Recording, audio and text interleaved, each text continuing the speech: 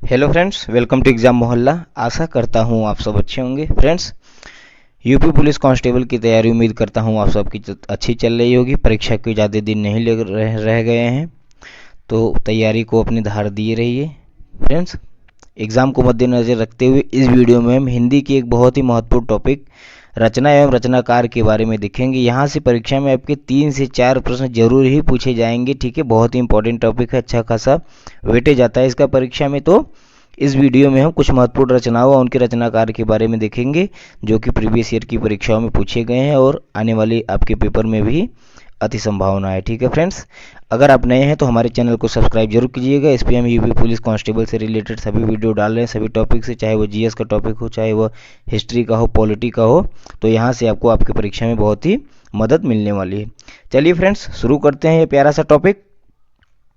पहला प्रश्न देखते हैं, निम्नलिखित में से कौन सी पुस्तक प्रेमचंद्र द्वारा लिखित नहीं है। निम्नलिखित में से कौन सी पुस्तक है जिसको मुंशी प्रेमचंद जी ने नहीं लिखा है। तो कायाकल्प को लिखा हुआ है उन्होंने, रंगभूमि को लिखा हुआ है, प्रेमा श्रम को लिखा हुआ है, लेकिन जय पराजय को नहीं लिखा हुआ। ठीक है, ऑप्शन बी राइट आंसर हो जाएगा, जय पराजय। पराजय को लिखा किसने? फिर उपेंद्र नाथ अस्क ने। इस चीज को भी आप ध्यान रखिएगा, उपेंद्र नाथ अस्क ने जो है जय पराजय लिखा हुआ है। ठीक है दोस्तों, आगे बढ़ते हैं, अगला प्रश्न देखते हैं। खड़ी बोली के सर्वप्रथम लोकप्रिय कवि माने जाते हैं। खड़ी बोली के लोकप्रिय कवि कौन माने जाते हैं? तो ध्यान रखिएगा, अयोध्या सिंह उपाध्याय हरिऔध। ठीक है, ऑप्शन डी राइट आंसर हो जाएगा। इनका एक बहुत ही प्रसिद्ध महाकाव्य है प्रिय प्रवास। ठीक है, जो कि हिंदी खड़ी बोली का प्रथम महाकाव्य है। इसको भी आप ध्यान रखिएगा, प्रिय प्रवास। यह परीक्षा में पूछा जाता है कि प्रिय प्रवास किसने लिखा है? तो अयोध्या सिंह उपाध्याय हरिऔध ने लिखा है। अगला प्रश्न देखते हैं दोस्तों, फणीश्वरनाथ रेणु किसके लेखक हैं? निम्नलिखित में से कौन सी वह रचना है जिसके लेखक फणीश्वरनाथ रेणु हैं? तो ध्यान रखिएगा, ऑप्शन सी राइट आंसर हो जाएगा, मैला आंचल। ठीक है, यह भी बहुत इंपॉर्टेंट है, यह भी परीक्षा पूछा जाता है। ठीक है, तो फ्रेंड्स हमने काफ़ी क्वेश्चन लिए हुए हैं, तो फटाफट वीडियो में क्वेश्चन देखते हैं। ठीक है, डायरेक्ट प्रश्न और उसके आंसर देखते हैं। ठीक है, तो फणीश्वरनाथ रेणु ने कौन सी लिखी हुई है? मैला आंचल। ठीक है, ऑप्शन सी इस क्वेश्चन का राइट आंसर हो जाएगा। अगला प्रश्न देखते हैं, चीफ ऑफ दावत कहानी के रचनाकार हैं। यह भी पुस्तक इंपॉर्टेंट है, ध्यान रखिएगा। यह यूपीएसआई 2021 में प्रश्न पूछा गया था, तो ध्यान रखिएगा, यह इंपॉर्टेंट है, पूछा जाता है। भीष्म साहनी की है यह। ठीक है, ऑप्शन सी राइट आंसर हो जाएगा। चीफ ऑफ दावत कहानी की रचनाकार कौन है? भीष्म साहनी जी हैं। ठीक, आगे बढ़ते हैं। प्रभु जी तुम चंदन हम पानी, जाकी अंग अंग बास समानी, प्रस्तुत पंक्तियों के रचयिता हैं। फ्रेंड्स, रचना और रचनाकार से यहाँ से भी प्रश्न पूछे जाएंगे कि कोई पंक्ति आपको दे दी जाएगी और पूछा जाएगा कि इसके रचयिता कौन है, तो इसको भी आप देखिएगा। ठीक है, यह प्रश्न इंपॉर्टेंट है, प्रभु जी तुम चंदन हम पानी, जाकी अंग अंग बास समानी। ठीक है, इस पंक्ति के रचयिता कौन है? तो ध्यान रखिएगा फ्रेंड्स, रैदास जी हैं। ऑप्शन ए राइट आंसर हो जाएगा, प्रभु जी तुम चंदन हम पानी के। ठीक, आगे बढ़ते हैं साथियों। हिंदी साहित्य के आरंभिक काल को आचार्य रामचंद्र शुक्ल ने क्या कहा? हिंदी साहित्य के जो आरंभिक काल था उसको आचार्य रामचंद्र शुक्ल जी ने क्या कहा था? तो ध्यान रखिएगा, ऑप्शन सी राइट आंसर हो जाएगा, वीर गाथा काल कहा था। ठीक है, वीर गाथा काल के नाम से संबोधित किया था आरंभिक काल को आचार्य रामचंद्र शुक्ल ने। इस चीज को भी ध्यान रखिएगा, कभी कभी प्रश्न पूछ लेता है कि आरंभिक काल को वीर गाथा काल किसने कहा? तो आचार्य रामचंद्र शुक्ल ने कहा। अगला प्रश्न देखते हैं, वीर गाथा काल के सर्वश्रेष्ठ कवि माने जाते हैं। वीर गाथा काल के सर्वश्रेष्ठ कवि कौन माने जाते हैं? ऑप्शन ए राइट आंसर हो जाएगा, चंद बरदाई जी। ठीक है, चंद बरदाई जी जो है वीर गाथा काल के सर्वश्रेष्ठ कवि माने जाते हैं।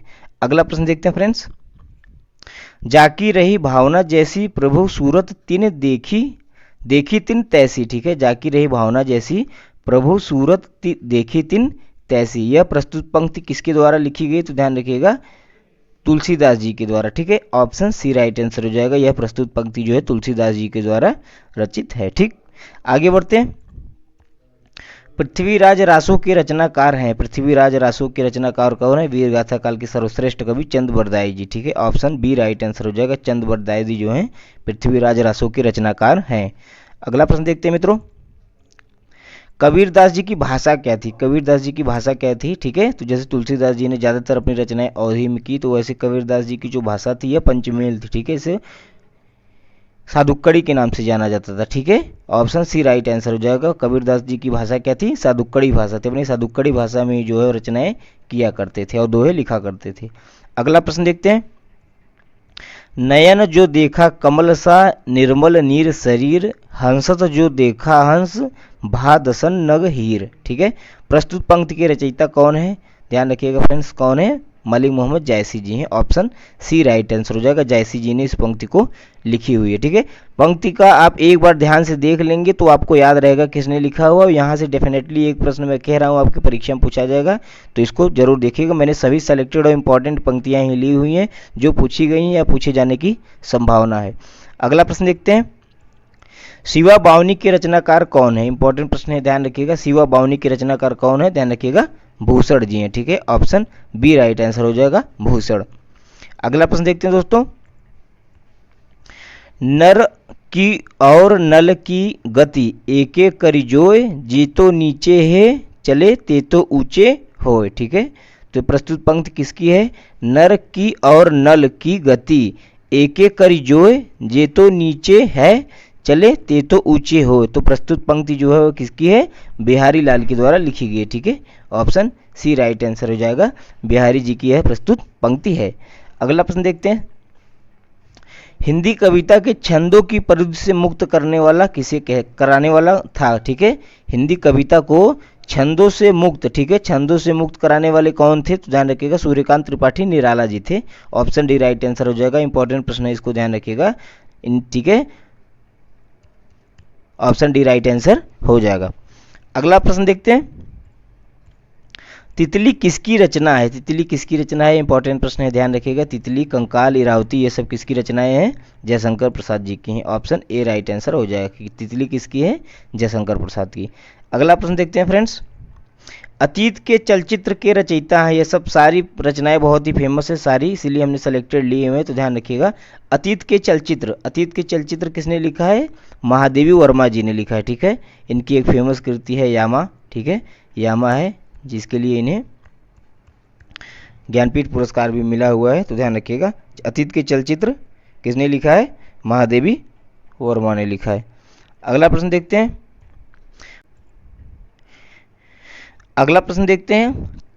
चिंतामणि के रचयिता हैं। चिंतामणि के रचयिता कौन है? तो ध्यान रखिएगा, ऑप्शन सी राइट आंसर हो जाएगा। रामचंद्र शुक्ल जी के द्वारा लिखी गई ये रचना है चिंतामणि। ठीक है, चिंतामणि के रचयिता कौन है? रामचंद्र शुक्ल जी हैं। अगला प्रश्न देखते हैं। जनमेजय का नाग यज्ञ किसके द्वारा लिखा गया है फ्रेंड्स? तो ध्यान रखिएगा, जयशंकर प्रसाद के द्वारा। ठीक है, ऑप्शन बी राइट आंसर हो जाएगा, जयशंकर प्रसाद, जनमेजय का नाग यज्ञ। अगला प्रश्न देखते हैं। हम दीवानों की क्या हस्ती है, आज यहाँ कल वहाँ चले, मस्ती का आलम साथ चला, हम धूल उड़ाते जहाँ चले। प्रस्तुत पंक्ति के रचयिता कौन है? इंपॉर्टेंट पंक्ति है, पूछती है परीक्षाओं में, पूछा जाता है, तो ध्यान रखिएगा। किसके द्वारा रचित है यह?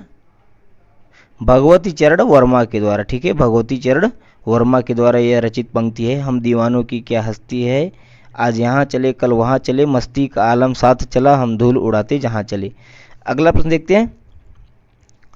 अबला जीवन की हाय तुम्हारी यही कहानी, आंचल में है दूध और आंखों में पानी। ठीक है, उपयुक्त पंक्ति किस काव्य की है? किस काव्य की है पूछ रहा है, तो ध्यान रखिएगा, यशोधरा की है। ठीक, ऑप्शन सी राइट आंसर हो जाएगा। उपयुक्त पंक्ति किस काव्य की है? यशोधरा की है। अगला प्रश्न देखते हैं दोस्तों। आंचलिक रचनाएं किससे संबंधित है? जो आंचलिक रचनाएं होती हैं वो किससे संबंधित होती हैं? तो ध्यान रखिएगा, जितनी भी आंचलिक रचनाएं होती हैं वो एक क्षेत्र विशेष से संबंधित होती हैं। ऑप्शन सी राइट आंसर हो जाएगा, क्षेत्र विशेष से। अगला प्रश्न देखते हैं फ्रेंड्स। तरनी तनुजा तट तमाल तरुवर बहुत छाए। ठीक है, तरनी तनुजा तट तमाल तरुवर छाए, इसमें कौन सा अलंकार है आप बता दीजिएगा। यहाँ पे प्रश्न पूछ रहा है कि प्रस्तुत पंक्ति के रचयिता कौन है? तो ध्यान रखिएगा, प्रस्तुत पंक्ति के रचयिता कौन है? भारतेंदु जी हैं। ठीक, ऑप्शन ए राइट आंसर हो जाएगा, भारतेंदु हरिश्चंद्र जी के द्वारा यह पंक्ति लिखी गई है। अगला प्रश्न देखते हैं। बुंदेली हर बोलो के मुंह, हमने सुनी कहानी थी, खूब लड़ी मर्दानी, वह तो झांसी वाली रानी थी। इस पंक्ति के रचयिता कौन है? तो ध्यान रखिएगा, सुभद्रा कुमारी चौहान जी हैं। ठीक है, हमने अपने स्कूलिंग में इसको पढ़ा हुआ था, सुभद्रा कुमारी चौहान ने लिखा है, तो आप सबको यह जरूर याद होगा। ध्यान रखिएगा, यह भी इंपॉर्टेंट प्रश्न है, पूछ सकता है। आगे बढ़ते हैं। हिंदी के सर्वप्रथम प्रकाशित पत्र का नाम क्या है? हिंदी का सर्वप्रथम प्रकाशित पत्र कौन सा था? उद्दंड मार्तंड। ठीक है, ऑप्शन बी राइट आंसर हो जाएगा। उद्दंड मार्तंड जो था हिंदी का सर्वप्रथम प्रकाशित पत्र था। अगला प्रश्न देखते हैं दोस्तों, प्रेमचंद्र के अधूरे उपन्यास का क्या नाम था? मुंशी प्रेमचंद्र जी के अधूरे उपन्यास का क्या नाम था? तो ध्यान रखिएगा मंगलसूत्र। यह इंपॉर्टेंट प्रश्न है, पूछा गया है परीक्षाओं में और डेफिनेटली पूछा जाएगा आपकी भी परीक्षा में, तो ध्यान रखिएगा। प्रेमचंद के अधूरे उपन्यास का क्या नाम था? मंगलसूत्र था। अगला प्रश्न देखते हैं, रामधारी सिंह दिनकर को भारतीय ज्ञानपीठ पुरस्कार प्राप्त हुआ था, किस पे प्राप्त हुआ था रामधारी सिंह दिनकर जी को? तो उर्वशी पर मिला था। ठीक है, उर्वशी इनकी प्रमुख रचना थी जिसके लिए इन्हें ज्ञानपीठ पुरस्कार से सम्मानित किया गया था। अगला प्रश्न देखते हैं, पद्मावत किसकी रचना है? पद्मावत जो है किसकी रचना है, जिस पर एक मूवी भी बनी हुई है पद्मावती, तो ध्यान रखिएगा पद्मावत किसकी रचना है? मालिक मोहम्मद जैसी की। ठीक है, हालांकि विवादों के कारण उसका नाम बदल के पद्मावत फिर से ही कर दिया गया था, तो इसी पे बेस्ड थी वह। ठीक है, अगला प्रश्न देखते हैं, संस्कृत के 4 अध्याय किसकी रचना है? यह भी इंपॉर्टेंट प्रश्न है, ध्यान रखिएगा। इस पे जो है ज्ञानपीठ पुरस्कार मिला हुआ रामधारी सिंह दिनकर जी की है प्रसिद्ध, ठीक है, रचना। ऑप्शन ए राइट आंसर हो जाएगा। संस्कृत के 4 अध्याय किसने लिखा है? रामधारी सिंह दिनकर ने। अगला प्रश्न देखते हैं, अशोक के फूल जो कि एक काव्य संग्रह है, अच्छा विधा भी पूछता है आपसे, कभी मैं वीडियो इसका पार्ट 2 बनाऊंगा तो उसमें विधाओं के बारे में बताऊंगा, जितने भी इंपॉर्टेंट जो है रचनाएं हैं उसकी विधाओं के बारे में वहीं से पूछेगा। कितनी रचनाएं कितनी विधाएं यहाँ पे याद करेंगे, लेकिन जो मेन मोन है अगर उनको याद कर लें तो वहाँ से प्रश्न जरूर पूछे जाएंगे। तो अशोक के फूल जो है के रचनाकार कौन है? हजारी प्रसाद द्विवेदी जी हैं। ठीक है, ऑप्शन डी राइट आंसर हो जाएगा, हजारी प्रसाद द्विवेदी। अगला प्रश्न देखते हैं, झरना जो कि काव्य संग्रह है कि रचनाकार कौन है? तो हमने आपको बताया था झरना किसकी है रचना? जयशंकर प्रसाद जी की। ठीक है, जयशंकर प्रसाद, महादेवी वर्मा और रामचंद्र शुक्ल, ये सब मुंशी प्रेमचंद, इनकी जितनी भी रचनाएं हैं आप रट लीजिएगा। अगर यहाँ से प्रश्न पूछा जाता है तो इन्हीं गिने चुने लेखकों से पूछा जाता है। ठीक है, ऑप्शन सी यहाँ पे राइट आंसर हो जाए। झरना के रचनाकार कौन है? जयशंकर प्रसाद जी हैं। अगला प्रश्न देखते हैं, भारत भारती काव्य के रचनाकार कौन है? यह भी इंपॉर्टेंट है, मैथिली शरण गुप्त जी के द्वारा लिखी गई है भारत भारती। यह भी परीक्षा में पूछी जाती है, ध्यान रखिएगा। भारत भारती के लेखक कौन है? मैथिली शरण गुप्त जी हैं। अगला प्रश्न देखते हैं, पंच परमेश्वर, पंच परमेश्वर कहानी के लेखक कौन है? मुंशी प्रेमचंद जी के द्वारा लिखी गई बहुत ही फेमस रचना है पंच परमेश्वर, तो इसको ध्यान रखिएगा। ऑप्शन बी राइट आंसर हो जाएगा, पंच परमेश्वर मुंशी प्रेमचंद द्वारा लिखी गई है।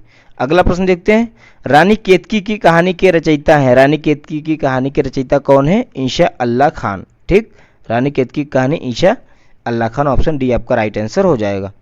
अगला प्रश्न देखते हैं, रामचरितमानस की भाषा क्या है? रामचरितमानस जो कि तुलसीदास जी ने लिखी है उसकी भाषा क्या है? तो ध्यान रखिएगा अवधी भाषा में उन्होंने इसको लिखा है। ठीक, ऑप्शन डी राइट आंसर हो जाएगा, अवधी भाषा।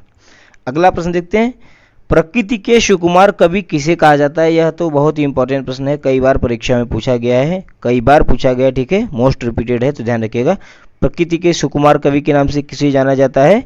सुमित्रा नंदन पंत जी को जाना जाता है। ठीक है, ऑप्शन बी राइट आंसर आपका हो जाएगा, प्रकृति के सुकुमार कवि सुमित्रा नंदन पंत। अगला प्रश्न देखते हैं, मैथिल कोकिल के नाम से किसे जाना जाता है? मैथिल कोकिल के नाम से किसे जाना जाता है? विद्यापति को जाना जाता है। ठीक है, ऑप्शन ए राइट आंसर हो जाएगा, मैथिल कोकिल किसे कहते हैं? विद्यापति को कहते हैं। अगला प्रश्न देखते हैं, कितने पाकिस्तान नामक उपन्यास, कितने पाकिस्तान क्या है? एक उपन्यास है जिसके लेखक कौन है? तो ध्यान रखिएगा कमलेश्वर जी हैं। ठीक है, ऑप्शन बी राइट आंसर हो जाएगा, कितने पाकिस्तान के लेखक कमलेश्वर जी हैं। अगला प्रश्न देखते हैं, मृगनयनी उपन्यास के रचनाकार कौन है? मृगनयनी उपन्यास के रचनाकार कौन है? वृंदावन लाल शर्मा जी हैं। ठीक है, वर्मा जी, वृंदावन लाल वर्मा जी ने जो है मृगनयनी उपन्यास लिखी हुई है। ठीक, आगे बढ़ते हैं, हिंदी साहित्य में प्रयोगवाद के प्रवर्तक का नाम है? हिंदी साहित्य में प्रयोगवाद के प्रवर्तक कौन थे? अज्ञेय जी थे। ठीक है, सच्चिदानंद हिरन वसैन अज्ञेय जी थे हिंदी साहित्य में प्रयोगवाद के प्रवर्तक। अगला प्रश्न देखते हैं, द्विवेदी युग का नामकरण किसके नाम पर हुआ था? यह तो बहुत इंपॉर्टेंट प्रश्न है, पूछा जाता है परीक्षा में, ध्यान रखिएगा। द्विवेदी युग का जो नामकरण हुआ किनके नाम पर हुआ था? शांति प्रिय द्विवेदी, महावीर प्रसाद द्विवेदी, हजारी प्रसाद द्विवेदी या फिर राम अवध द्विवेदी? तो ध्यान रखिएगा महावीर प्रसाद द्विवेदी जी के नाम पर द्विवेदी युग का नाम पड़ा था। ठीक है, अगला प्रश्न देखते हैं, यामा के रचयिता हैं, यामा के रचयिता कौन है? इंपॉर्टेंट प्रश्न है, ध्यान रखिएगा। यामा के रचयिता जी कौन है? महादेवी वर्मा जी हैं, ठीक है। महादेवी वर्मा ने यामा लिखी है। अगला प्रश्न देखते हैं, रंगभूमि जो कि एक उपन्यास है, के रचनाकार कौन है? रंगभूमि के रचनाकार कौन है? तो ध्यान रखिएगा, प्रेमचंद्र जी की ही द्वारा लिखी गई है रंगभूमि। अगला प्रश्न देखते हैं फ्रेंड्स, ज्ञानपीठ पुरस्कार किस क्षेत्र में श्रेष्ठ कार्य के लिए दिया जाता है? इजी प्रश्न है, अगर इसका जवाब आप नहीं दे पा रहे हैं तो हिंदी पढ़ना बेकार ही है। तो हमें बताइएगा कमेंट करके कि ज्ञानपीठ पुरस्कार किस क्षेत्र में दिया जाता है। और फ्रेंड्स, वीडियो आपको कैसा लगा हमें कमेंट करके ज़रूर बताएं, और इस वीडियो को अपने दोस्तों के साथ शेयर कीजिए, लाइक कीजिए, कमेंट कीजिए, हमें बताइए कि अगली वीडियो आप किस टॉपिक पे चाहते हैं। वीडियो को देखने के लिए आपका बहुत बहुत धन्यवाद।